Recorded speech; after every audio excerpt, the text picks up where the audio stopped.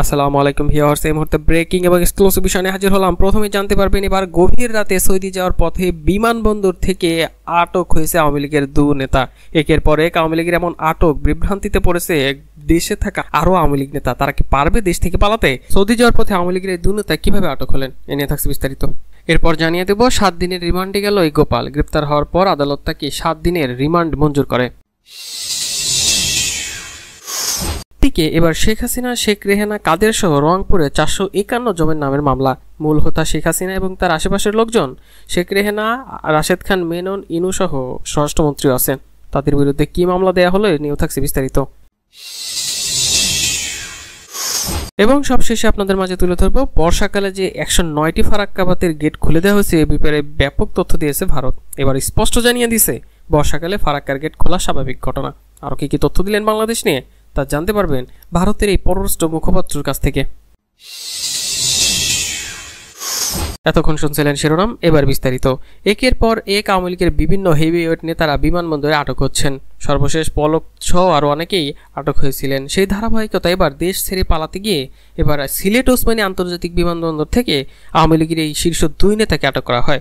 সোমবার রাত 8:45টার দিকে ইমিগ্রেশন পুলিশ তাদের আটক করে। আটক ব্যক্তিরা হলেন সিলেট মহানগর আওয়ামী লীগের সাংগঠনিক সম্পাদক সৈয়দ শামী আহমেদ ও প্রচার সম্পাদক আব্দুর রহমান জামিল। আব্দুর রহমান জামিল রেড ক্রিসেন্ট সিলেট শাখার সাধারণ সম্পাদকের দায়িত্ব পালন করেছিলেন। বিমানবন্দর সূত্র জানায়, সোমবার রাতে আওয়ামী লীগের এই 2 নেতা সৌদি আরব যাওয়ার উদ্দেশ্যে বিমানবন্দরে যান। রাত 8:45টার দিকে ইমিগ্রেশনে গেলে তাদের আটক করা হয়। পরে সিলেট ওসমানী বিমানবন্দর থেকে সিলেট মহানগর পুলিশকে বিষয়টি জানানো হয়। সিলেটের কোতোয়ালি থানার ওসি মোহাম্মদ নুনু মিয়া আটকের সত্যতা নিশ্চিত করেছেন। দুজনকে থানায় আনার প্রক্রিয়া চলছে। বিমানবন্দর হাই কমিশন পুলিশ সূত্র জানায়, আওয়ামী লীগের এই 2 নেতা বিমান বাংলাদেশ এয়ারলাইন্সের একটি ফ্লাইটে BG 235 নামের সেই ফ্লাইটে সৌদি আরবে যাওয়ার কথা ছিল। যথারীতি তারা ওসমানী বিমানবন্দরে পৌঁছায়। তারা হজে যাওয়ার উদ্দেশ্যে দেশ ছাড়ছিলেন।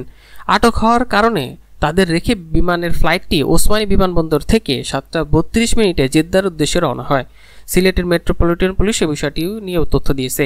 তবে তাদের বিরুদ্ধে মামলা হয়েছে কিনা খতিয়ে দেখার ব্যবস্থা নেওয়া হবে বলেও জানায় অতিরিক্ত উপকমিশনার। তিনি স্পষ্ট করে জানান, আওয়ামী লীগের 2 নেতাকে আটকের তথ্য নিশ্চিত করেছেন। তাদের কোতোয়ালি থানা আনা হয়েছে। দুজনকে জিজ্ঞাসাবাদ করা হয়েছে। তাদের বিরুদ্ধে কোনো মামলা আছে কিনা তা খতিয়ে দেখা হচ্ছে বলেও জানিয়েছে। এদিকে অবশেষে গ্রেপ্তারের পর রিমান্ডে দিয়েছে কিন্তু এই গোপালকে আদালত। কোটা বিরোধীর আন্দোলন চলাকালে রাজধানীর আদাবর থানার গার্মেন্টস কর্মী রুবেল হত্যা মামলার আওয়ামী লীগের এই প্রচার ও প্রকাশনা সম্পাদক আব্দুস সোবহান গোলাপের 7 দিনের রিমান্ড মঞ্জুর করেছে আদালত। সোমবার বিকেলে ঢাকার মেট্রোপলিটন ম্যাজিস্ট্রেট মোশাররফ হোসেনের আদালত তার একই মামলায় 71 টেলিভিশনের সাবেক বার্তা প্রধান শাকিল আহমেদ ও সাবেক প্রধান প্রতিবেদনের উপস্থাপনা ফারজানা রূপাকেও 5 দিনের রিমান্ড দিয়েছে পুলিশ। রোববার রাজধানী পশ্চিম নাখালপাড়া থেকে গোপালকে গ্রেপ্তার করা হয়। পোশাক শ্রমী রুবেল হত্যা মামলার সুষ্ঠু তদন্তের জন্য তাকে 10 দিনের রিমান্ডে নিতে আবেদন করলে পুলিশ শুনানি শেষে বিচারক 7 দিনের রিমান্ড দেয়। এদিকে একের পর এক শেখ হাসিনা সহ তার নেতাকর্মীদের নামে মামলা হচ্ছে। সাবেক এই প্রধানমন্ত্রী শেখ হাসিনা, শেখ রেহানা, ওবায়দুল কাদের সহ রংপুরে প্রায় 451 জনের বিরুদ্ধে মামলা করা হয়েছে। রংপুরে বৈষম্য বিরোধী ছাত্র আন্দোলন চলাকালে পুলিশ ও আওয়ামী লীগের নেতাকর্মীদের সঙ্গে সংঘর্ষের ঘটনায় মামলা হয়েছে। মামলায় সাবেক প্রধানমন্ত্রী শেখ হাসিনা, শেখ রেহানা, ওবায়দুল কাদের, আসাদুজ্জামান খান কামাল, হাসানুল হক ইনু ও রাশেদ খান মেনন, সাংবাদিক সুভাষ সিংহ রায় ও নাইমুল ইসলাম খান সহ সাবেক তথ্য প্রতিমন্ত্রী সহ আরও নানা ধরনের নামে মামলা হয়েছে। বিশেষ করে স্বরাষ্ট্রমন্ত্রীর নামেও মামলা দেওয়া হয়েছে। রংপুর রেঞ্জের সাবেক ডিআইজি আব্দুল বাতেন, রংপুর মেট্রোপলিটনের সাবেক কমিশনার মোহাম্মদ মনিরুজ্জামান সহ 451 জনের বিরুদ্ধে মামলা উল্লেখ করা হয়েছে। মামলায় অজ্ঞাত আসামি আরও 200 থেকে 300 জন। মামলায় আবেদনে বলা হয় বা এজাহারে বলা হয়, 19 জুলাই বৈষম্য বিরোধী ছাত্র আন্দোলন চলাকালে সিটি বাজার এলাকায় পুলিশ ও আওয়ামী লীগের নেতাকর্মীদের সঙ্গে ছাত্র জনতার সংঘর্ষ হয়। এ সময় পুলিশের গুলি দিয়ে বাদী মোহাম্মদেল হোসেনের বাম পায়ের হাঁটুর নিচের অংশে গুঁড়ো হয়ে যায়। এছাড়াও তার হাত ও শরীরের বিভিন্ন স্থানে গুলি লাগে। পরে তাকে রংপুর থেকে ঢাকায় পঙ্গু হাসপাতালে ভর্তি করা হয়। সেখানে তার বাম পায়ের হাঁটুর নিচের অংশ ও হাড়ের আঙ্গুল কেটে ফেলা হয়। ওই দিন ঘটনাস্থলে গুলিবিদ্ধ হয়ে মারা যান অন্তত 5 জন। শেখ হাসিনা সহ উল্লেখিত 14 জনের নির্দেশে পুলিশ ও আওয়ামী লীগের নেতাকর্মীরা এমন তাণ্ডব চালিয়েছে বলেও এজাহারে বলা হয়। এছাড়াও এই শেখ হাসিনার বিরুদ্ধে আরও মামলা হয়েছে। অটোরিকশা চালক বাবু মোল্লাকে গুলি করে হত্যার অভিযোগে সাবেক প্রধানমন্ত্রী শেখ হাসিনা সহ 25 জনের বিরুদ্ধে মামলা দায়ের করা হয়েছে।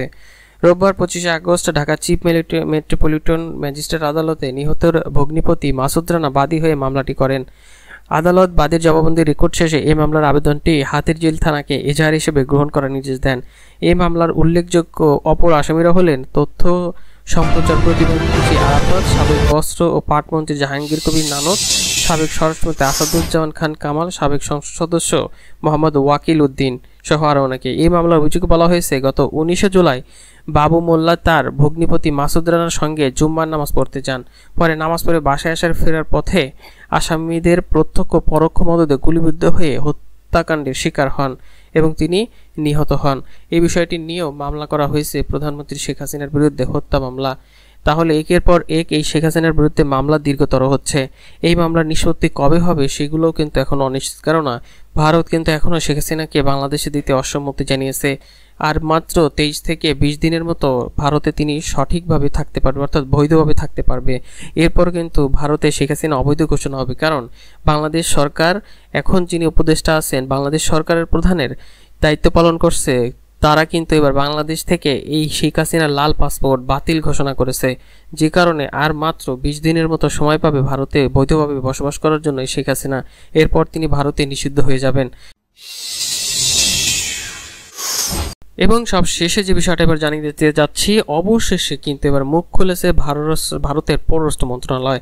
তারা এবার বন্যার বিষয়টি নিয়ে ব্যাপকভাবে মুখ খুলেছেন এবং তেনার স্পষ্ট করে বলেছেন, বর্ষাকালে ফারাক্কার গেট খোলা স্বাভাবিক ঘটনা, এটা অস্বাভাবিক কোনো ঘটনা নয়। ফারাক্কা ব্যারেজের প্রায় 109টি গেট খোলা নিয়ে ভারতের পররাষ্ট্র মন্ত্রণালয়ের মুখপাত্র এই রণধীর তিনি স্পষ্ট করে বলেছেন, এটি একটি স্বাভাবিক ঘটনা যা বর্ষা মৌসুমে করা হয়ে থাকে। বাংলাদেশের পূর্বাঞ্চলভাবে বন্যা চলার মধ্যে ভারতের ফারাক্কার ব্যারেজের প্রায় 109টি গেটের খোলার খবর বাংলাদেশের সংবাদ মাধ্যমে শিরোনাম হয়। এই পরিস্থিতিতে সোমবার রাতে এ বিষয়ে সাংবাদিকদের প্রশ্নের মুখোমুখি হন ভারতের পররাষ্ট্র মন্ত্রণালয়ের মুখপাত্র।